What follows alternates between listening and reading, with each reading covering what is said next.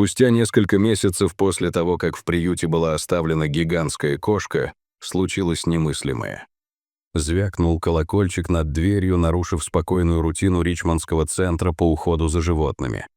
Клара, стоявшая среди остальных сотрудников, подняла глаза, когда вошла женщина, державшая на руках что-то похожее на кошку.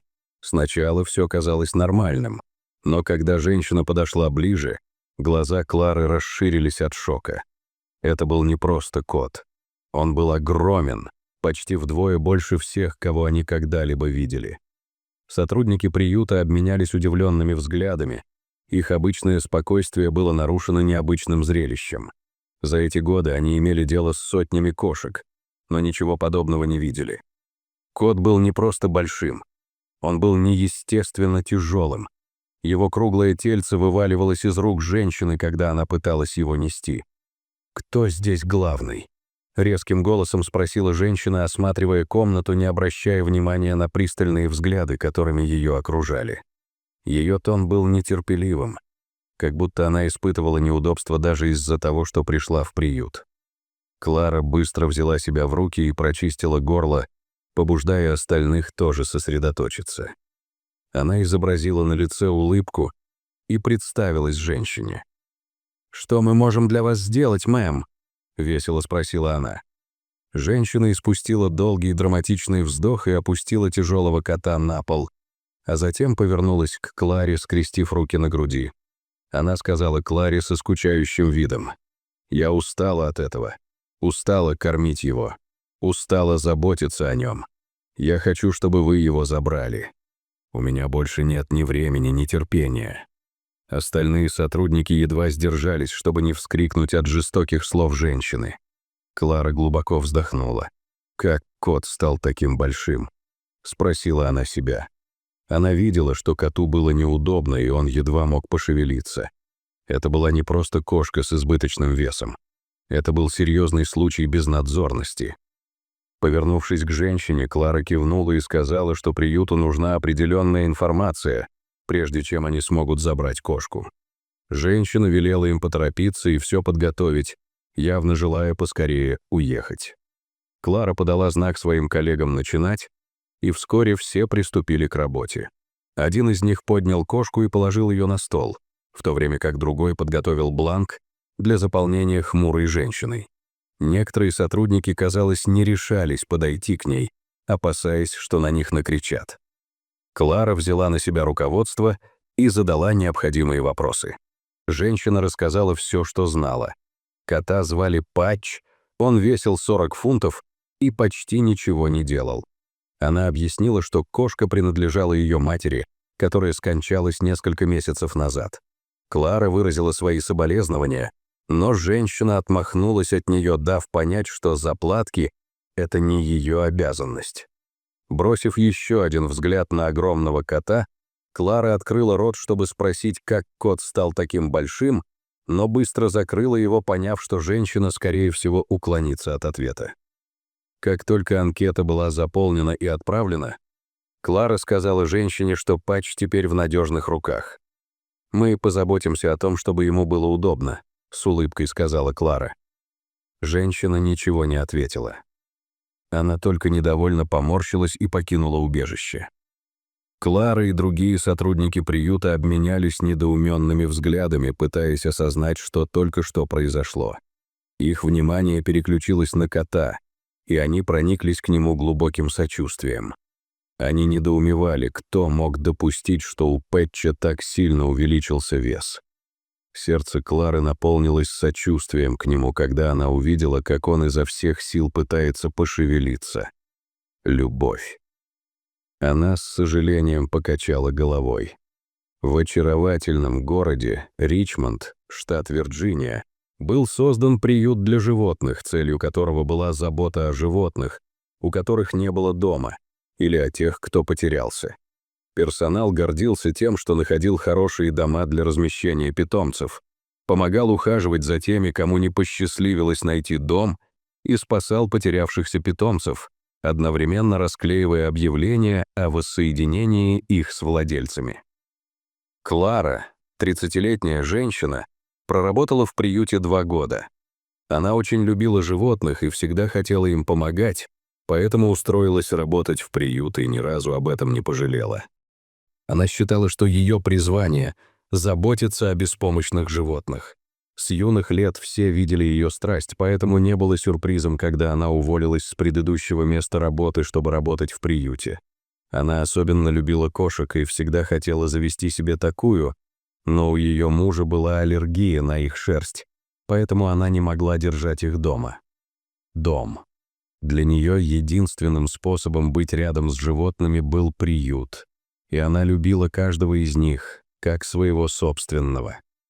Коллеги восхищались этим в ней. Она проявляла сострадание и чуткость к каждому животному, входившему в дом. Ранее тем утром до приезда Патча Клара и ее коллеги только что успешно нашли новый дом для собаки.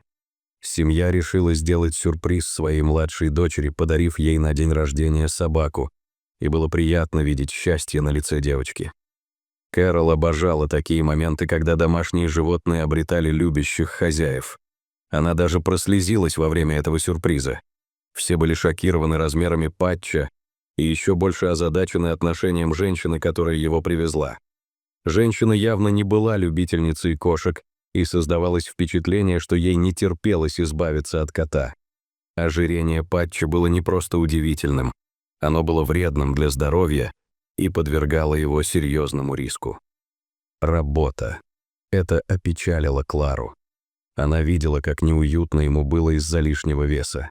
Она всем сердцем желала приютить Патча, но, к сожалению, обстоятельства не позволяли этого. По крайней мере, она могла найти ему любящего хозяина, который бы должным образом о нем заботился. Сотрудники приюта изо всех сил пытались найти удобное место для сна Патча. Все их переноски для кошек были слишком малы для него. В конце концов, они поместили его в большую миску, и как только он устроился, он заснул. В тот вечер Клара покинула приют, все еще чувствуя грусть и беспокойство. По дороге домой она ломала голову в поисках решения. К тому времени, как она приехала, у нее появилась идея. Она снова и снова прокручивала план в голове, но к следующему утру была уверена, что это хороший план. В приюте Клара собрала своих коллег и предложила им распространить информацию о Патче, чтобы найти ему любящего хозяина. Если мы разместим его фотографию в интернете с запросом на усыновление, мы, возможно, найдем кого-то, кто захочет заботиться о нем должным образом», — сказала она. Они быстро согласились с ней. «Мы видели, как ты переживала из-за его состояния, Клара. Мы тоже хотим помочь», — воскликнул один из них. Остальные кивнули в знак согласия. Клара благодарно улыбнулась им и начала давать указания, что делать. Они все бросились действовать. Клара отвечала за создание страницы в Facebook, посвященной Патчу. Они сфотографировали его на руках у Клары и опубликовали снимок тем утром. Подпись гласила: «Патч — милый кот, которому нужен хозяин». Как только фотография была опубликована, все понадеялись на лучшее и приступили к рутинной работе по осмотру домашних животных. Позже в тот же день любопытство взяло верх над Кларой, и она проверила свой телефон. К ее изумлению публикация стала вирусной. Были собраны тысячи лайков и сотни комментариев от людей, которые поделились своей симпатией к кошке. Некоторые даже выразили желание усыновить кошку и ухаживать за ней. Просьб было так много, что сотрудники приюта восторженно приветствовали победу. Никто из них и представить себе не мог, что их план окажется таким успешным. Теперь оставалось только найти идеального владельца, который забрал бы лоскутков домой. Кей Форд была 50-летней женщиной, которая жила со своим котом Уэлсли и 13-летней дочерью. Белла, йоркширка. Кей очень любила кошек и собак. Всего за год до этого она была близка к тому, чтобы усыновить бездомную кошку, но не смогла из-за некоторых проблем. В конце концов, кошку усыновил кто-то другой. У нее было 2 взрослые дочери, у которых были свои семьи.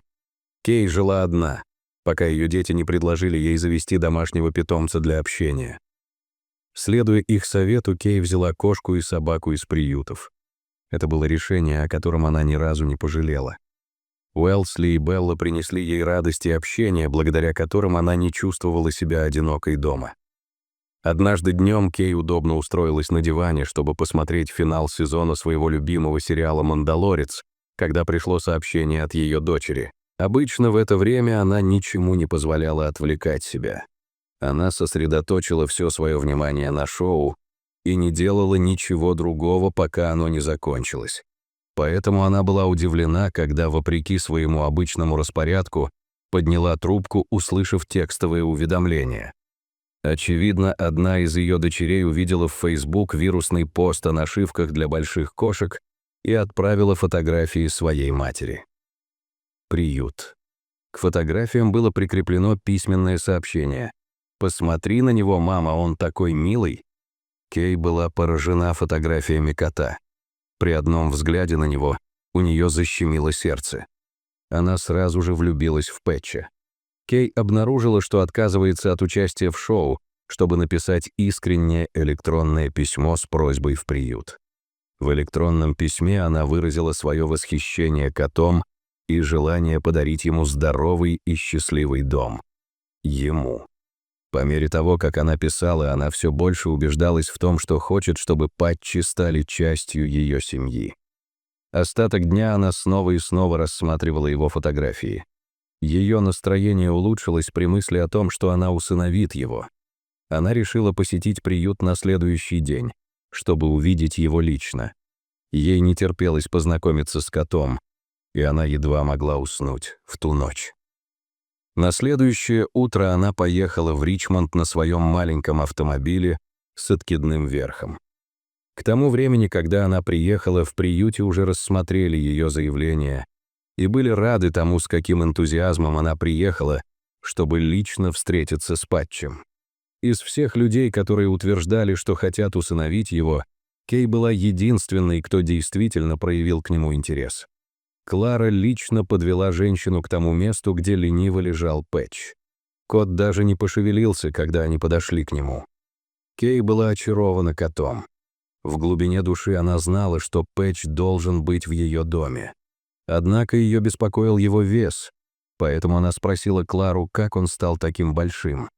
Клара объяснила, что они тоже не знают.